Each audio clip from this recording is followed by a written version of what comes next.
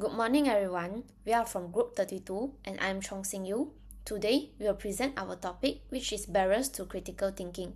In this presentation, we will discuss what critical thinking is, the common barriers that affect it, and how we can improve it in modern contexts.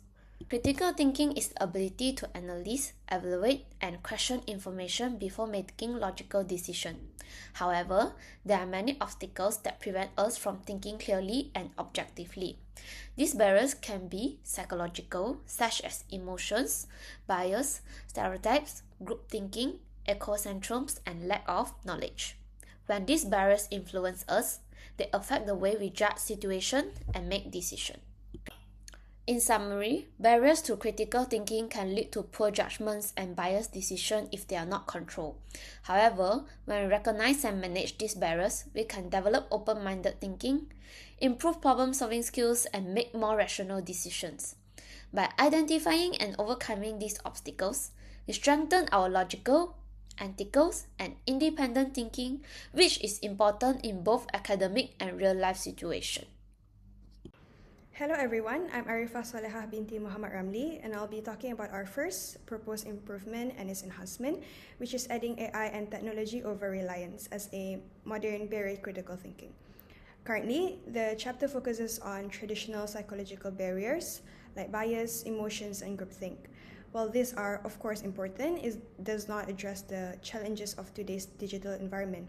Many students now basically rely heavily on AI tools like ChatGPT, Grammarly for academic tasks. Although these tools are very helpful, overdependence can reduce independent reasoning, deep analysis, and problem-solving skills. Students may also accept AI-generated information without properly verifying it. Therefore, we suggest introducing AI over reliance as a new barrier and emphasizing that AI should support, not replace human thinking. Students must still evaluate information critically and apply their own judgment. This improvement makes the chapter more relevant to modern learning, encourages responsible AI use, strengthens critical thinking skills, and better prepares students for technology-driven workplaces in the future. Building on the previous point, I would like to introduce another limitation in Chapter 7. The chapter mainly focuses on emotional and social biases such as confirmation bias and egocentrism. While these are important, it does not address a different type of barrier, epistemic overconfidence. Epistemic overconfidence refers to the tendency to believe we understand a topic deeply after only limited exposure.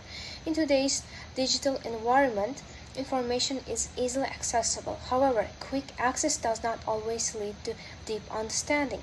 For example, after reading a short article or watching a brief explanation, individuals may feel confident enough to form strong conclusions. This creates what researchers call the illusion of knowledge. A related concept is the Dunning-Kruger effect, where individuals with limited knowledge overestimate their competence. The problem with epistemic overconfidence is that it reduces curiosity. When people believe they already understand, they stop questioning, verifying, and exploring alternative perspectives. Therefore, we propose adding epistemic overconfidence as a new cognitive barrier. In addition, Chapter 7 should emphasize intellectual humility, the ability to recognize the limits of one's knowledge. By including this concept, the chapter would better reflect modern learning challenges and encourage deeper, more responsible critical thinking. Thank you. One current limitation of Chapter 7 is that it mainly explains the barriers to critical thinking but does not provide clear strategies to overcome them. The chapter discusses barriers such as egocentrism and social centrism, but it focuses mostly on identifying these problems. In real-life situations, simply knowing the barrier is not enough. Students need practical tools to manage these barriers effectively when making decisions. To address this limitation, we suggest adding a simple but structural critical thinking checklist at the end of the chapter. So before making a decision, students could ask themselves questions like, have I considered an opposing viewpoint? What evidence contradicts my belief? And am I reacting emotionally instead of logically? This enhancement would make the chapter more action-oriented rather than purely theoretical. Instead of just learning concepts for exams, students would develop a habit of structured thinking that they can apply in decisions, assignments, the workplace, and even personal decisions. In today's world, where we constantly face complex information and strong opinions, having a practical thinking guide helps students stay objective and make more informed choices. Hi, I'm Jing Xuan, and for our next proposed improvement, I would like to talk about strengthening decision making and ethical reasoning in this chapter. Currently, this chapter does not clearly explain how personal beliefs, social norms, and values influence our judgment. It also focuses mainly on logical thinking without giving enough attention to ethical considerations, which are very important in real life situations. As a result, although students may understand different thinking barriers, they may still struggle to decide what is right or fair when facing complex problems. To improve this, several enhancements can be made. First, we can add a section on ethical reasoning to help students evaluate decisions based on fairness, responsibility, and social impact. Next, we can teach simple decision-making frameworks that combine logic, evidence, and ethics. Finally, promoting discussion-based learning will allow students to hear different moral perspectives and learn from one another. With these improvements, students will gain stronger judgment skills by balancing facts with values. They will also gain confidence in handling difficult moral situations. Most importantly, improved ethical awareness can reduce bias, selfish, or harmful decisions, helping students become more responsible individuals in society. Hi, I'm Nourish, and I'll bring you to our fifth proposed improvement, that is, discuss the short form contents. The barriers discussed in the current Chapter 7 primarily focus on traditional psychological and social factors that have long existed.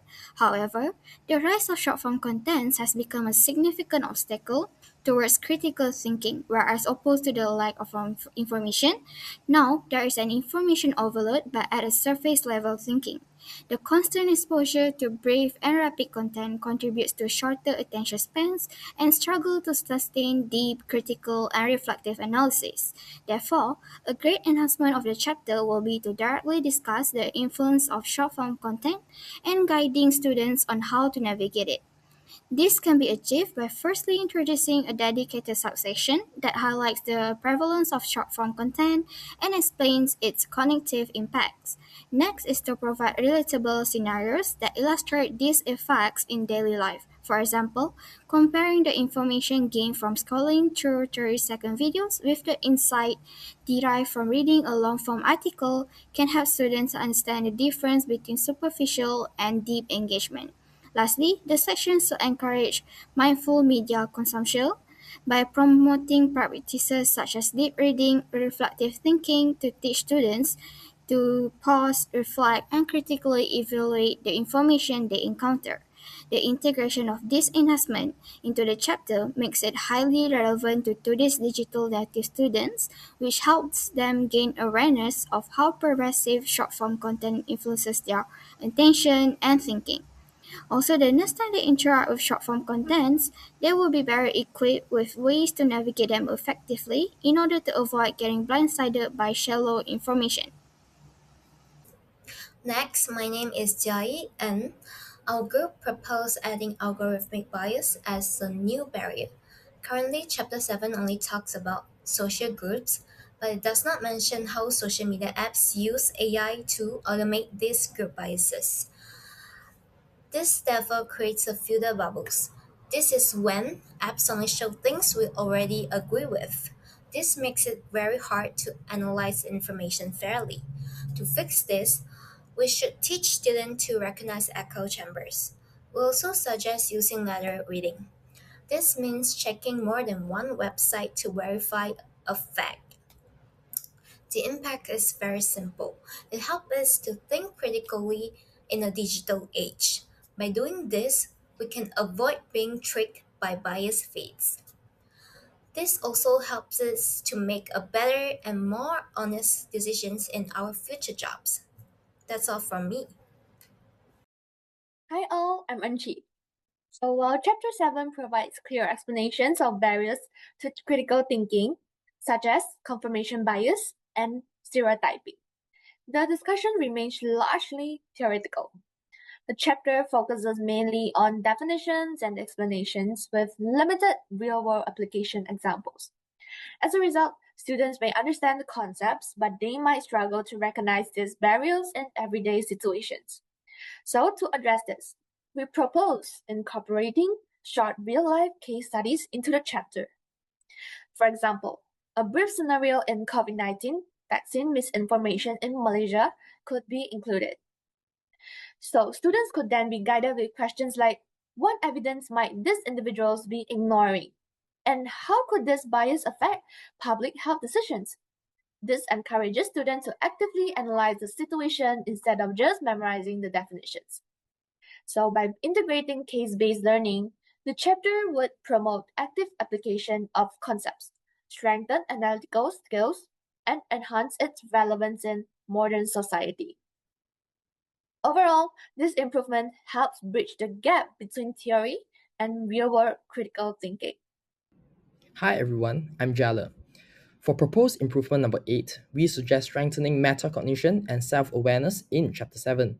Although the chapter clearly explains barriers such as egocentrism and confirmation bias, it mainly focuses on identifying these barriers rather than helping students recognize them in their own thinking.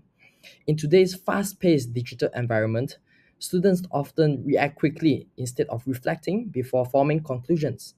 As a result, theoretical understanding does not always translate into real self-awareness during discussions. To address this gap, we propose adding a subsection on metacognition, which means thinking about thinking. These would include structured reflection prompts such as, why do I believe this? What assumptions am I making? And could I be wrong? We will also introduce brief post-discussion self-evaluation activities or reflection journals. Most importantly, students would be trained to pause before reacting and consciously assess their reasoning process before forming conclusions. The impact is that critical thinking becomes an active habit rather than passive knowledge. Students develop real-time awareness of personal bias, improve the depth and fairness of their reasoning, and become more independent, intellectually humble thinkers beyond the classroom. Thank you, everyone. Hi, my name is Wei Heng, and I'll be talking about conclusion and reflection. To conclude, Chapter 7 explains important barriers to critical thinking such as bias, emotions, and group influence. These barriers can affect how we understand information and make decisions. However, in today's digital world, there are new challenges like AI over-reliance, social media influence, filter bubbles, and short-form content. This can also limit our ability to think deeply and objectively. From this presentation, we learned that critical thinking is not just about knowing the barriers, but overcoming them. We must question information, check our sources, and consider different viewpoints before making decisions. By practicing critical thinking, we can become more responsible students and make a better decision in the future. Thank you.